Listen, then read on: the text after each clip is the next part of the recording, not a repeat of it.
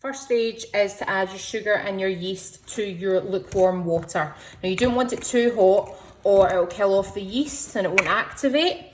So you want to be able to stick your finger in it and just have a little bit of residual heat. Don't be afraid to like top it up with cold water, get it out until you've reached your 300. So it's just slightly over. I'm quite precise with the measurements in making this dough because it took me quite a wee while to get to the stage where I was really happy with the consistency. So 2 teaspoons of your instant yeast, and then 2 teaspoons of your sugar. And all we're going to do is give that a stir and leave it for 5 minutes, and we'll come back and you'll see it, but it will start to foam up. So that's what we're looking for. Whilst your yeast is doing its thing, get your mixing bowl. So I do this in a stand mixer with a dough hook. If you don't have a stand mixer, just put it all into a big mixing bowl, use your hands, and then we're going to knead by hand for 5 minutes. So as I said, I'm using a stand mixer with a dough hook. You can use just your hands as well, so don't be put off if you don't have one of these. To show you, this is your dough hook. So that's the attachment you're going to be using. To your stand mixer, when you weigh out your flour, add in your flour. To that, we're going to add your salt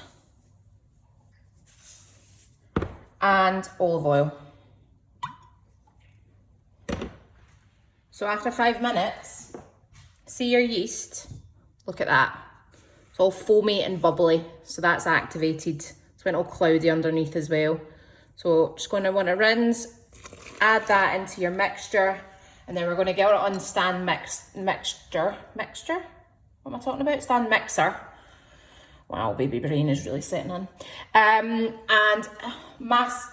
Do you know what? I'm going to give up now. I was going to say massage. Right, starting again. Put it in your stand mixer. Mix it for 5 minutes on a medium to high setting. If you're using your hands, get in and about there with your hands. Get it until it's a dough. Put it on a floured surface and knead for 5 minutes with your hands.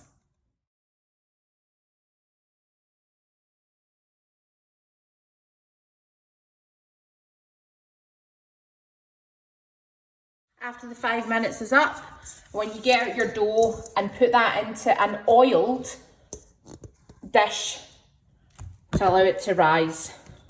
So I've just sprayed that with olive oil, wipe it with olive oil, whatever. Cover it over with cling film, and I'm going to leave it in a warm place. And I'll come back to it at various time intervals and show you what we're looking for.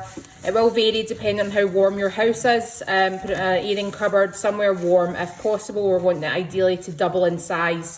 So that's been about 2 hours. It probably is not as much as I would be used to, but you can see it is doing its thing here. So the joy of the winter months, they are a lot colder. So if you've got a bit more time, you can leave it for 3 hours, watch it kind of increase in size a little bit more. I'm going to take it out onto a floured surface, give it a knead back in this bowl for another half hour to rise, and then we're going to stretch it out and get making the pizza.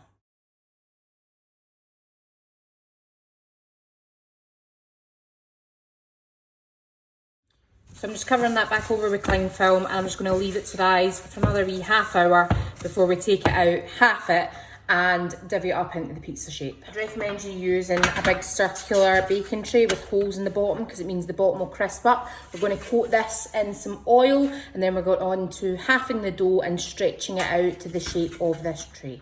So there's it coated in oil. Let's go on to the dough. It has risen again slightly. I'm going to oil my hands, half it, and then we're going to stretch it out onto the baking tray. Now I stretch it out in the baking tray, flip it over, and then continue stretching.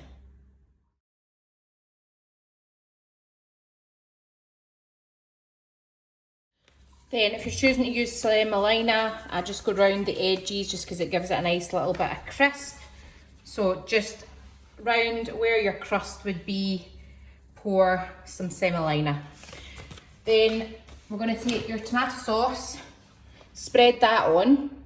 Now you can use my marinara or my tomato pasta pizza sauce recipe. There's 2 of them to choose from. This is the roasted tomato one, not the marinara. Spread that on. I'm going to put on the mozzarella and fresh basil.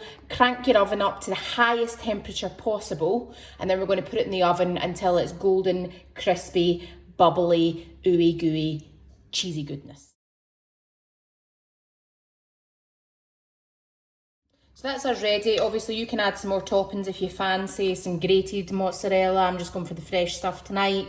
Salami, make it a veggie one, load it up, absolutely anything you want. It takes everything quite fabulously. So just going for classic tonight, so let's stick it in the oven.